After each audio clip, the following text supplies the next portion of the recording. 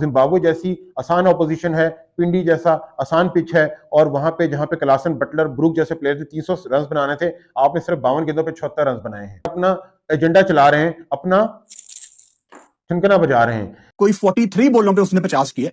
T20 में हम इन लोगों का मुकम्मल ऑपरेशन करेंगे। ये क्रिकेट की अलिफ बे भी नहीं जानते आखिर बाबर आजम को जिम्बाब्वे क्यों कहा जाता है। बेवकूफी अलर्ट। जैसे जैसे पाकिस्तान में सोशल मीडिया की इन्वॉल्वमेंट बढ़ती जा रही है, वैसे वैसे लोग बेशुमार पोस्ट लगाते जा रहे हैं। सोशल मीडिया जैसे कि फेसबुक, इंस्टाग्राम, टिकटॉक, यूट्यूब, हर तरफ इस वक्त लोग किसी भी क्रिकेट में चीज को लेकर डिस्कस करते हैं। क्रिकेट की सेंस नहीं होती, लेकिन उनका शौक होता है कि हमने कुछ ना कुछ जरूर पोस्ट करना है। और इसमें सबसे ज्यादा बड़ा मसला एजेंडा का है। एक एजेंडा है जो कि प्रो बाबर है, एक एजेंडा है एंटी बाबर है। इंडिया में भी इसी तरह से एक एजेंडा है प्रो कोहली, प्रो धोनी है। एक एजेंडा है जो एंटी धोनी, एंटी कोहली है। जनाब, इस वक्त भी पाकिस्तान में इसी तरह की काफी सारी पोस्ट गर्दिश कर रही हैं। बाबर आजम ने जिम्बाब्वे के खिलाफ ये इनिंग खेली है जिसमें उसने 52 गेंदों पर 74 रन बनाए। इस इनिंग के बारे में डिटेल से डिस्कस करेंगे, आपको बताएंगे कि ये इनिंग कैसी इनिंग थी, क्योंकि बाबर आजम के हेटर्स इस इनिंग के बारे में कुछ ऐसी बातें कर रहे हैं जिसका ऑपरेशन बहुत ज़रूरी है। और जनाब, अंपायर हमेशा इंसाफ करेगा, इस इनिंग के बारे में भी इंसाफ करेगा, बाबर आजम के बारे में भी इंसाफ करेगा। अगर आप अंपायर की और वीडियोस देखना चाहते हैं तो इस चैनल को सब्सक्राइब कर लें। हम आपको डिटेल से एक्सप्लेन करेंगे कि ये इनिंग कैसी इनिंग थी।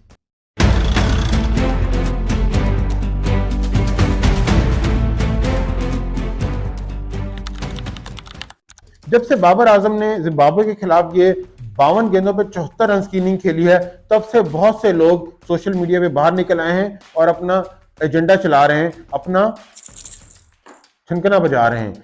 बाबर आजम आए हैं और उन्होंने आके वो अपनी टिपिकल मशहूर जमाना टुक टुक शुरू कर दी। लिटरली वो रना बॉल भी नहीं खेल रहे थे। एक टाइम पे जहां पे फरहान हिटिंग कर रहा है, वहां पे बाबर आजम कोई 80-90 के स्ट्राइक रेट से खेल रहे हैं।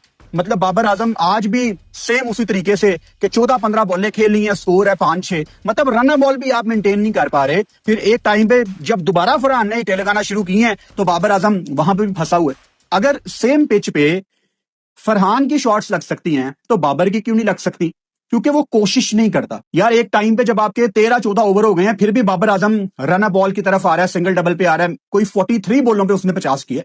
T20 में ये देखें, क्रेग के ये लिखते हैं कि that's how you score 4000 plus run. You see the opposition like Zimbabwe, pitch like Pindi, where Klaasen, Buttler, Brook would have scored 300। You just tad padded your way to the 52 balls. ये कह रहे हैं कि जनाब, जिम्बाब्वे जैसी आसान opposition है, पिंडी जैसा आसान पिच है, और वहां पे जहां पे क्लासन, बटलर, ब्रूक जैसे प्लेयर थे 300 रन बनाने थे, आपने सिर्फ 52 गेंदों पे 76 रन बनाए हैं। अब इसी तरह की एक और पोस्ट देखें, वर्ड्स एंड विकेट्स।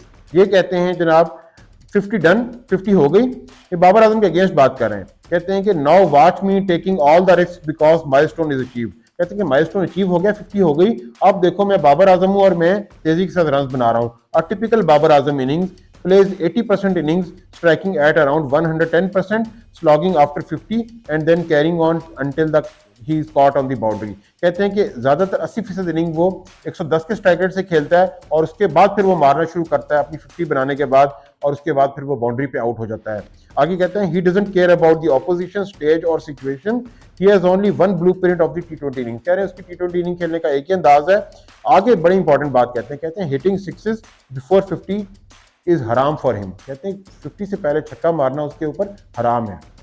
अब जनाब, मैं इन लोगों के साथ दो हाथ करूंगा। मेरी आप पुरानी वीडियोस देख लें, मैंने बाबर आजम के खिलाफ खुल के बोला है। जहां जहां पे बाबर आजम ने गलत किया, मैं बोलता हूं नंबर 1, बाबर आजम अच्छी तरह इनिंग को एंकर नहीं करता, मैच को एंड तक लेके नहीं जाता। नंबर 2, बाबर आजम ने कुछ अच्छे प्लेयर्स जैसे कि सरफराज, शोएब मलिक वगैरह, इनका कैरियर खराब किया। और यहाँ पे हम बात करेंगे सिर्फ इस इनिंग की, और मैं आपको समझाऊंगा कि अच्छी इनिंग क्या होती है। आप लोगों के जहन इन सोशल मीडिया पोस्ट ने बिल्कुल खराब कर दिए हैं, और मैं आपको समझाऊंगा कि एक इनिंग को किस तरह से एनालाइज किया जाए। इस वीडियो में हमारे साथ रहिएगा, हम इन लोगों का मुकम्मल ऑपरेशन करेंगे। तो जनाब, पाकिस्तान में इस वक्त सोशल मीडिया पे, और सोशल मीडिया क्या बात करें, पाकिस्तान की कोचेस, कमेंटेटर्स और फॉर्मर क्रिकेटर्स, इनके ऊपर स्ट्राइक रेट का भूत सवार हो गया है। कि कौन सा प्लेयर कितने स्ट्राइक रेट के साथ खेलता है। इवन कि एक दफा अजहर महमूद ने कहा था, I don't see averages, I see the strike rate. अरे अजहर महमूद जैसा कोच अगर इस तरह की लो स्टैंडर्ड बात करेगा तो किस तरह से चलेगा। आप किस तरह से अपनी टीम को डेवलप कर सकते हैं जब तक आपको ये नहीं पता कि एक अच्छी इनिंग क्या होती है और एक खराब इनिंग क्या होती है। देखिए इस इनिंग में जब बाबर आजम बैटिंग के लिए आया उस वक्त दूसरी एंड पे साहिबजादा फरहान जबरदस्त हार्ड हिटिंग कर रहा था। उससे जरूरत थी एक ऐसे प्लेयर की जो कि साथ में इनिंग को साथ लेके चले, और बाबर आजम ने बिल्कुल अपनी नेचुरल स्टाइल के मुताबिक ही अपनी इनिंग को बिल्ड किया। देखिए बिल्कुल ठीक तरीका है। देखिए कुछ प्लेयर्स होते हैं हार्ड हिटर प्लेयर्स और कुछ लोग होते हैं एंकर प्लेयर्स। टीम में इन दोनों की जरूरत है। जो एंकर प्लेयर्स हैं इनका काम यह है कि इनिंग को साथ लेके चलें, लेकिन जब हार्ड हिटिंग की जरूरत हो तो अपनी गेयर्स को स्विच कर लें और हार्ड हिटिंग की तरफ आ जाएं। मैंने एक पहले वीडियो बनाई थी hard hitters versus anchor players, इसमें तमाम T20 वर्ल्ड कप के फाइनल का जिक्र किया था और इसमें मैंने ये बताया था कि तकरीबन हर वर्ल्ड कप फाइनल में आपके अच्छे एंकर प्लेयर्स, सिर्फ एंकर नहीं अच्छे एंकर प्लेयर्स ने मैदान मार लिया, और जितने भी हार्ड हिटर्स थे जैसे कि क्रिस गेल, जैसे कि रोहित शर्मा, ये सब प्लेयर्स फ्लॉप हुए। और जो अच्छे एंकर प्लेयर्स थे जैसे कि कुमार संगकारा, विराट कोहली, ये हमेशा इनिंग को एंड तक लेके गए और मैच भी जितवाए। और सबसे ज्यादा इसकी अच्छी एग्जांपल है मार्लन सैमुअल्स, जिसका कैरियर स्ट्राइक रेट सिर्फ 110-115 है, लेकिन उसने दोनों फाइनल्स में कमाल की इनिंग खेली जिसमें उसने स्लो स्टार्ट लिया, लेकिन जब जरूरत थी हार्ड हिटिंग करने की उसने शानदार हार्ड हिटिंग की। और यही एक अच्छे एंकर प्लेयर की निशानी होनी चाहिए कि वो शुरू में अपना वक्त लेकर खेले लेकिन अपनी विकेट थ्रो ना करे। अब बाबर आजम के साथ मसला पिछले कुछ सालों में यह आ रहा था कि बाबर आजम एक इनिंग को बिल्ड करता था लेकिन गलत वक्त पे अपनी विकेट को थ्रो कर देता था। मिसाल के तौर पे T20 world cup final 2022 Melbourne के अंदर 28 बॉलों पे 31 रन की इनिंग खेली और उसके बाद एम्बेरस होके आदिल राशिद के खिलाफ गुगली नहीं समझ सका और आउट हो गया। यानी कि उसने बॉलें भी वेस्ट की एक तरह की और उसके बाद फिर इनिंग को एंड तक भी लेकर नहीं गया। लोग उस पर हमेशा एतराज करते हैं ये स्लो स्ट्राइक रेट के साथ खेला। मसला स्लो स्ट्राइक रेट का नहीं है, मसला ये कि वो इनिंग को एंड तक लेके क्यों नहीं गया, और वही पाकिस्तान 10-15 रन शॉर्ट था जिसकी वजह से पाकिस्तान हार गया। दूसरी इनिंग जिसकी मैं मिसाल देता हूँ Pakistan versus USA world cup का मैच। पहले 25 गेंदों में 7-8 रन बनाए बाबर आजम ने, उसके बाद थोड़ा सा उसने कवर किया लेकिन 44 बॉलों पे 44 run almost, 44 balls 43 run almost, इस तरह की उसकी इनिंग थी। और उसके बाद अगेन उसने विकेट को थ्रो कर दिया, यानी कि LBW आउट हो गया।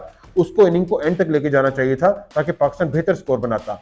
यही अच्छे एंकर प्लेयर की निशानी होती है कि वो शुरू में अपना टाइम लेके खेलता है लेकिन एक बार सेट हो जाए तो आखिरी 4-5 ओवर्स में अपनी A+ गेम लेके आता है जिसमें वो ज्यादा से ज्यादा अच्छी हार्ड हिटिंग करता है।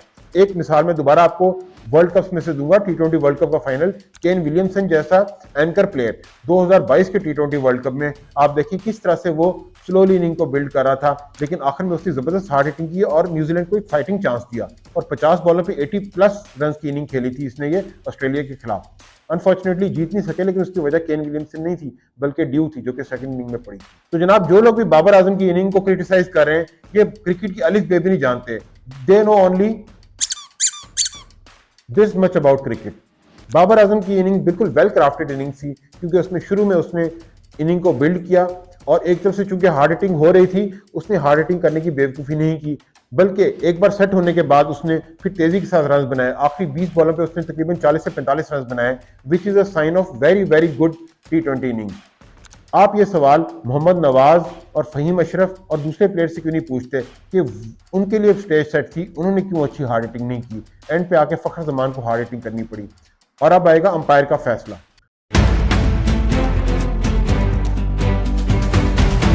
तो जनाब थोड़े से बड़े हो जाएं, बाबर आजम को हेट देने के लिए उसकी हर इनिंग को क्रिटिसाइज ना करें।